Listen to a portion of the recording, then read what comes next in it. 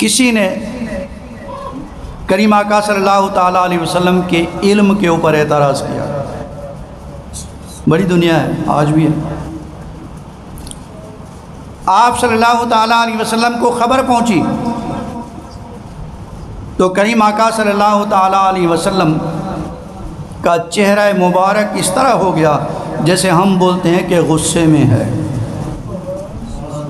اور غصہ بھی اتنا کہ ہم ذہن سے اندازہ لگائیں کہ اس حالت میں آدمی کچھ بھی کر سکتا ہے. لیکن وہ رحمت للعالمین تھے، بھلے غصہ تھا لیکن زبان سے اللہ کا کلام نکلا.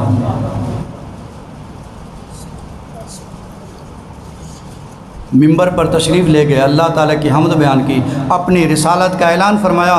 اس کے بعد فرمایا کہ ما بال اقوام طعنوا فی علمی، قوم کے افراد کو کیا ہو گیا ہے میرے علم کے اوپر اعتراض کرتے ہیں، میرے علم کے اوپر اعتراض کرتے ہیں. تو فرمایا لا تسألونی عن شیء الا اجبتکم بینی و بین الساعہ،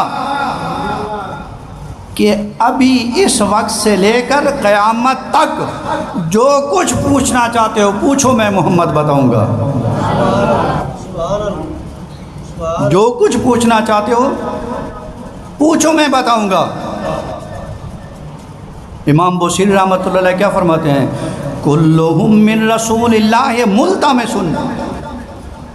غرفا من البحر اور رشفا من الدیم، کہ حضور علیہ السلام کا علمی مقام یہ ہے کہ سارے کے سارے انبیاء علیہم السلام حضور علیہ السلام کی بارگاہ میں ہاتھ جوڑ کر کھڑے ہیں اور اپنی زبان سے کہہ رہے ہیں کہ یا رسول اللہ اپنے علمی سمندر سے ہمیں ایک چلو تو بھرنے دو، یا آپ کے ابر کرم سے ہمیں ایک قطرہ عنایت فرما دو. اس پر حضرت عبداللہ بن ابو حذافہ رضی اللہ تعالیٰ عنہ کھڑے ہو گئے اسی جب حضور علیہ السلام نے یہ الفاظ ادا فرمائے. حدیث پاک ختم کر رہے ہیں. بڑی محفل کے اندر عرض کرتے ہیں یا رسول اللہ منع بھی،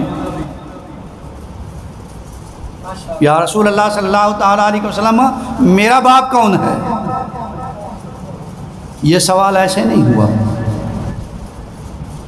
حضرت عبداللہ پر بھی لوگوں نے اعتراض کیا تھا کہ جس کو تو اپنا باپ کہتا ہے یہ تیرا باپ نہیں ہے. اپنی اپنی راگ میں ہر شخص راگ الاپتا تھا. بہرحال تو اس نے حضور علیہ السلام کی بارگاہ میں ایسے موقع پر سوال کر دیا کہ یا رسول اللہ میرا باپ کون ہے؟ حضور علیہ السلام نے فرمایا حذافہ. اگر حضور کو علم نہیں تھا تو پھر کیسے بتایا؟ اس پر سیدنا فاروق اعظم رضی اللہ تعالیٰ عنہ کھڑے ہوئے، بات ختم ہو رہی ہے، حدیث پاک کے آخری الفاظ ہیں. انہوں نے عرض کیا کہ یا رسول اللہ رضینا باللہ ربا، جلال نبوت اور رسالت کو دیکھ کر عرض کرتے ہیں یا رسول اللہ رضینا باللہ ربا وبالقرآن اماما وبک نبیا وبالاسلام دینا.